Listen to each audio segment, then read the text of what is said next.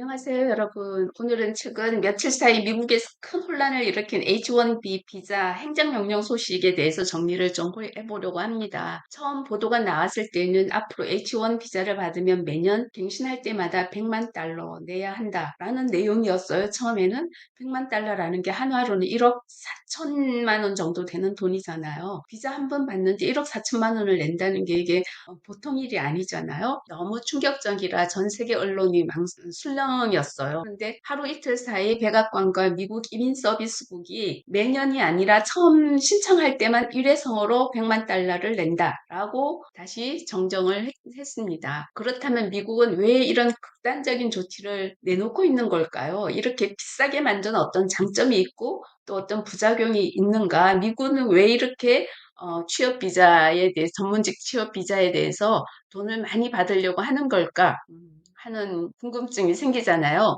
그래서 오늘 영상에서는 H1 비자의 기본적인 개념, H1 비자가 어떤 때 신청하는 건지, 그리고 이번 행정명령이 왜 혼선을 빚고 있는지, 100만 달러로 올린 이유, 그리고 긍정적인 효과와 부정적인 파장, 그리고 한국인을 포함한 해외 인재들에게 어떤 의미가 있는지 이런 거에 대해서 한번 정리를 해보았습니다.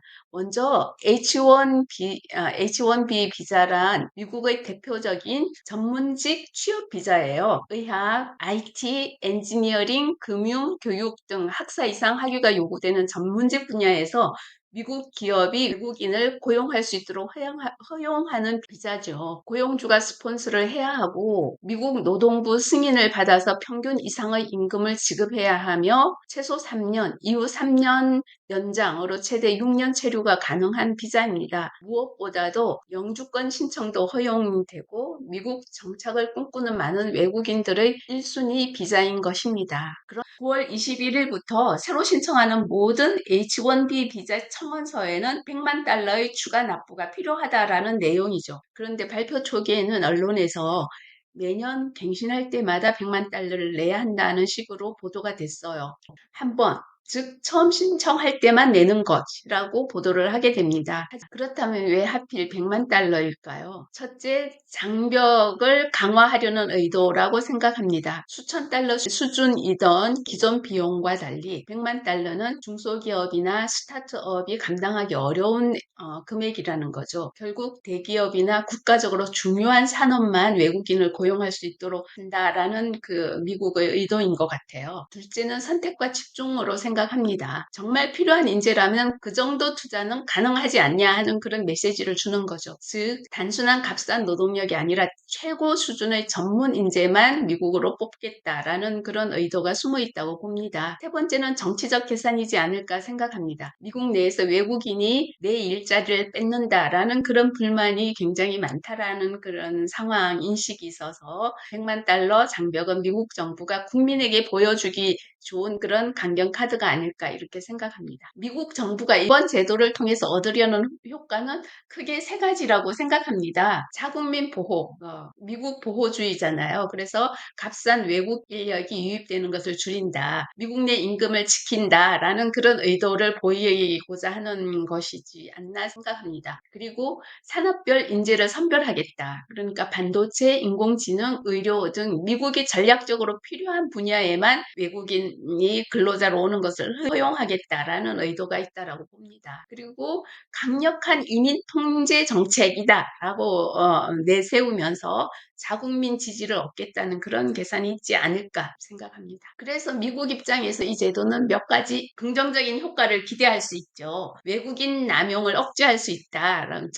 정말 일부 아웃소싱 기업이 저임금으로 대규모 외국인을 데려오는 문제를 줄일 수 있고 미국에서는 인도 이런 IT나 이런 기업에서 인도 근로자들을 많이 고용하고 있다라고 그래요. 인도 사람들은 영어도 되고 또 인도 사람들이 굉장히 IQ도 높고 머리가 좋으니까 IT 이런 데 굉장히 발전되어 있거든요. 그래서 인도 근로자들이 많이 유입되어 있다고 합니다. 우수인재 유치 강화, 고비용을 감수하고라도 채용되는 외국인은 그만큼 핵심적이고 뛰어난 인재일 가능성이 높을 수가 있겠죠. 정치적인 만족, 자국민에게 미국 일자리를 보호하고 있다라는 이미지를 심어줄 수 있을 것 같아요. 하지만 부정적인 파장도 무시할 수 없습니다.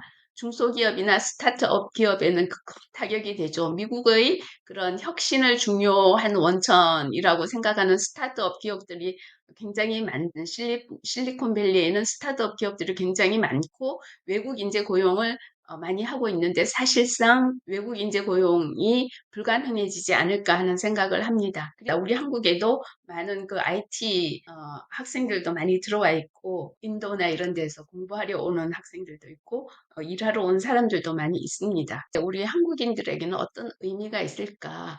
사실은 대기업 위주의 채용이 되겠죠. 삼성, LG, 현대 같은 대기업들은 여전히 그 큰 금액을 주고도 미국으로 인재들을 뽑아서 가겠지만 작은 기업들은 사실상 어려워진다라는 생각을 하게 되고요. 반도체, IT, AI, 바이오 등 고급 인재 중심으로 이제 더 미국 취업을 원하게 되겠죠. 그렇다면 한국인 구직자라면 어떻게 준비하는 게 좋을까? 전문성 차별화, 학위, 경력, 자격증으로 자신만의 경쟁력을 강화해야 된다는 생각을 하고 있고요. 굳이 미국까지 가야 되느냐 하는 생각도 하고 있지요. 그렇지만 지금까지 한국에서 IT나 이런 것을 공부한 사람들은 미국의 구글이나 아마존이나 마이크로소프트 이런 데 가기를 원하는 사람들이 많이 있으니까 이제 자신만의 경쟁력을 강화하는 것이 필요할 것 같습니다. 그리고 이제 대기업이나 연구소, 비용을 감당할 수 있는 그런 기관 중심으로 목표를 삼고 준비를 해야 되겠지요. 미국 외에 다른 국가로의 취업도 생각하는 것도 어떤 지원에 대한 준비가 될 수 있지 않을까 생각합니다. 오늘은 미국의 지원비 비자 신청이 100만 달러 추가 납부 행정명령을 했다라는 것에 대해서 살펴봤고요. 처음에는 매년 내야 한다는 소식 때문에 추후 일회성이라고 정정하긴 했지만 여전히 이 정책은 전 세계 인재들에게 큰 부담을 주고 있어요. 미국은 단기적으로는 자국민 지지를 얻을 수 있겠지만 장기적으로는 글로벌 인재 전쟁에서 스스로 불리해지는 그런 지점에 설지 않을까 하는 생각을 하게 됩니다. 정말 앞으로 글로벌 세대라고 우리가 10년, 20년 글로벌 세계를 외치면서 나왔는데 이때는 각국이 자국민 보호 또는 자국 우선주의로 가게 된다면 글로벌 세계라는 것은 점점 사라지면서 정말 국가 중심의 어떤 것이 되지 않을까 이렇게 생각을 하게 됩니다. 또 다른 영상으로 여러분 찾아뵙겠습니다.